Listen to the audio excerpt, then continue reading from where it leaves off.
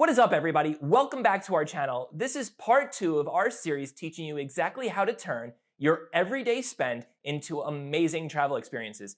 If you're new to the channel or just missed part 1, we're going to link that down in the description so you could go over credit card basics to catch up to this part. For this video, we're going to go into travel credit cards and transferable point systems to show you how you could turn your everyday spend into much more amazing travel experiences than you ever thought was possible. To start, we're going to talk about a basic misunderstanding that I hear very frequently, and that is that you have to travel all the time in order to really take advantage of travel points. That is definitely not true. Gokce and I only travel 3 to 5 times a year, and we're still able to take advantage of some amazing perks that these travel credit cards have to offer. To make it simple, all of these cards have bonuses on everyday spend items that you could then turn into travel points. Things like groceries, things like restaurants, gym memberships, and of course, travel expenses. You can turn all of those into travel points with Chase, American Express, Citi, whichever transferable point system that you're interested in starting out with. The big thing to keep in mind when you're signing up and starting to put all of your everyday spend on these travel credit cards is that they have amazing bonuses for spending a certain amount within the first 90 days. So for example, you could earn 50,000, 60,000, even 100,000 travel points just by hitting a minimum spending requirement on some of these credit cards. The American Express Platinum Card has a super high spending requirement of $5,000 within the first 90 days. And we're definitely not going to recommend starting out with that card for someone who's new to travel points. As we talked about in part 1 of the series, if you can't pay off your bill on time in full with these travel cards, you'll wind up having to pay crazy high interest rates to these credit card companies, and you don't want to do that. You want to succeed at this travel rewards game just like we do, and you should start out with a much more manageable credit card like the American Express Gold, perhaps, that has a $2,000 or $3,000 spending requirement within the first 90 days. So the earning portion is definitely the easier portion of travel rewards. You have all the terms and conditions right in front of you at your fingertips. You know what earns what bonus spend, right? The harder part then is to transition after earning those points into actually understanding the redemption process. Something that took me months to figure out, I want to simplify in this series for you guys in less than 1 hour in total. To start, the hotels are relatively straightforward. If you earn Marriott points, you can only redeem with Marriott. If you earn airline points with United, it gets a little bit more complicated than that. The easy way to realize that is to study the airline alliances that the 3 major American airlines are part of. For United, that's Star Alliance. For American, that's Oneworld. And for Delta, that is SkyTeam.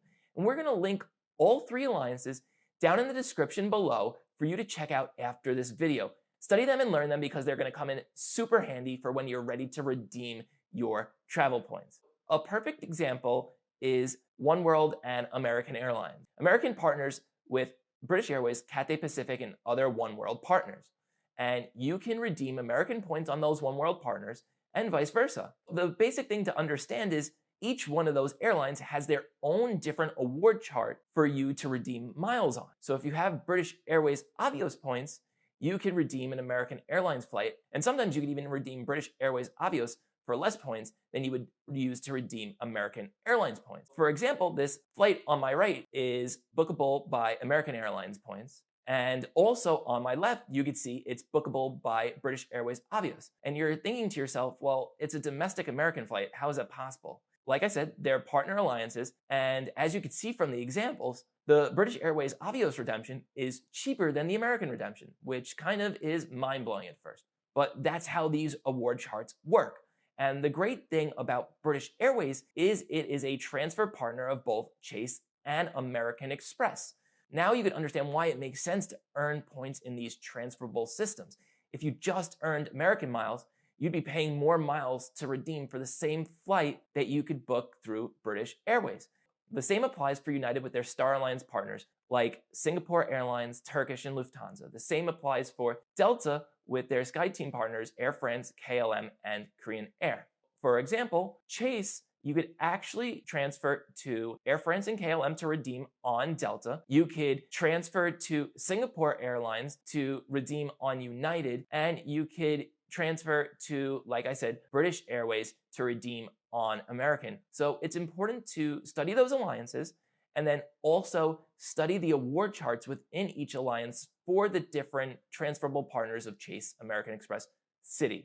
To take it a step further, Chase also has transferable points with JetBlue and Southwest, so you're not stuck domestically flying with United, even though, like we said in the example, there is valuable redemptions through their partners flying domestically with United. Chase also has 3 unique hotel partners. So you're not just stuck booking and redeeming with Marriott, like we discussed before. You can also transfer to Hyatt. You can also transfer to IHG, which is Holiday Inns and Intercontinentals. So by earning Chase points, you now have 9 different airline partners that you could transfer your points to and 3 different hotel partners. And all of a sudden, those points that you've been earning with the Chase Freedom and Chase Freedom Unlimited that you've been transferring now to your Chase travel card, like the Chase Sapphire Preferred or the Reserve, you can turn those into travel points that you could then send to United or United's partners, Delta's partners, and American's partners to book valuable redemptions for potentially less points than you would by just doing the straight United transfer. So one thing to keep in mind, of course, is once you transfer from Chase or American Express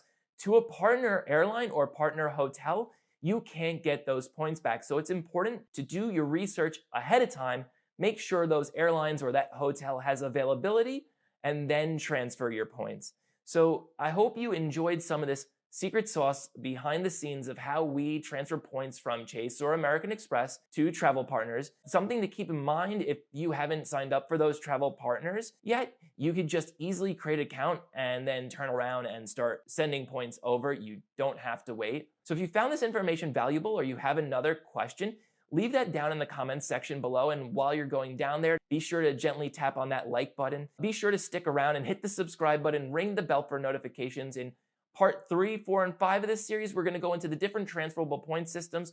We're going to start in 3 with Chase Ultimate Rewards, and we will explain why we think Chase Ultimate Rewards is the best transferable point systems that you can start out with.